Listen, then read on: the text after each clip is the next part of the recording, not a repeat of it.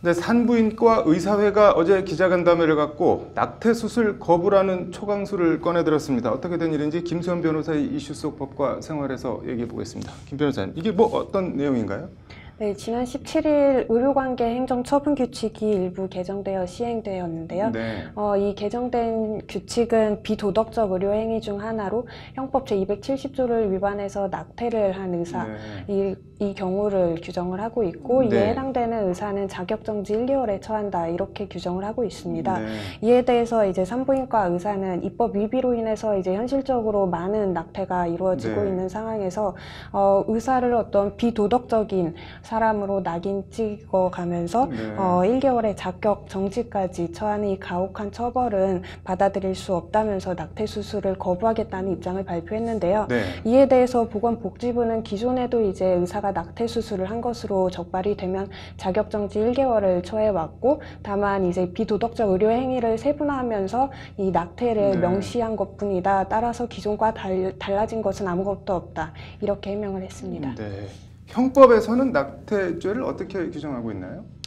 우선 임신한 여성이 약물 또는 기타 방법으로 낙태를 한 경우 처벌하고 있고, 네. 또 이런 임신한 여성에게 낙태 수술을 행한 의사도 처벌을 하고 있습니다. 그래서 네. 이런 임신한 여성 그리고 낙태 수술을 한 의사 모두 형사처벌 대상입니다. 네.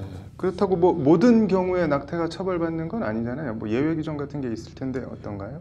네, 낙태 수술이 이제 예외적으로 허용되는 경우에 관해서는 모자보건법에서 규정을 하고 있는데요. 우선 공통적으로는 임신한 때로부터 24주 이내여야 합니다. 네.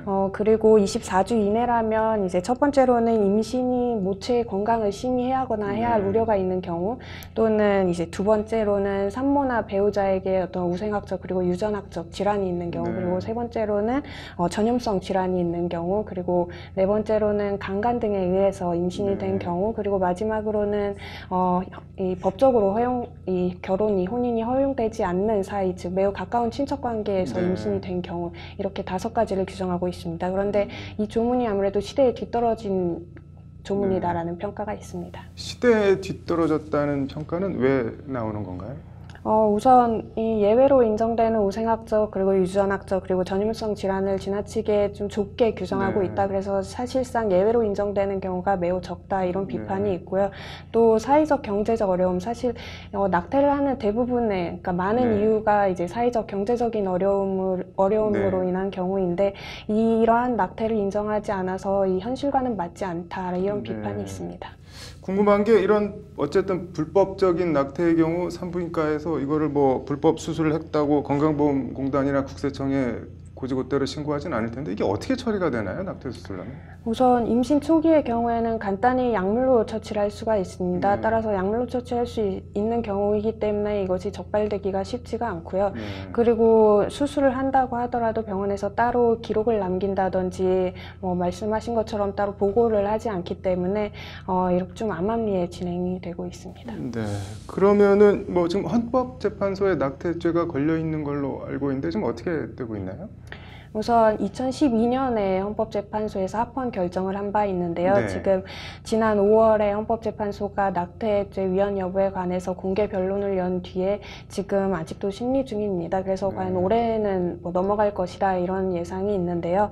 우선 합헌 측 의견으로는 이 태아의 생명권이 침해되는 문제이기 때문에 낙태죄는 합헌이다. 그리고 네. 어느 한 시점을 정해서 생명권이 보호되고 보호되지 않는다, 이렇게 구분하는 것은 맞지 않다, 이런 네. 의견이 있습니다. 반대로 이 위원 측에서는 이 모체, 즉 여성의 자기결정권도 존중을 해야 된다. 또한 실제 처벌 사례가 굉장히 드물기 때문에 사실상 사문화된 조항이어서 위헌이 맞다, 이런 주장이 있습니다.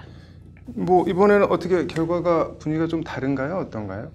우선 지난 결정에서도 어쨌든 결과적으로는 합헌이었지만 사실 반대 의견을 낸 재판관도 4명이 있었습니다. 네. 그래서 특히 이 모자보건법 예외에 해당되지 않는 한 이 1주에서 12주까지의, 즉 임신 초기에 해당되는 임산부에게도 이제 전면적으로 이 낙태를 금지할 것인지 이것이 좀 문제가 될 것으로 보이는데요.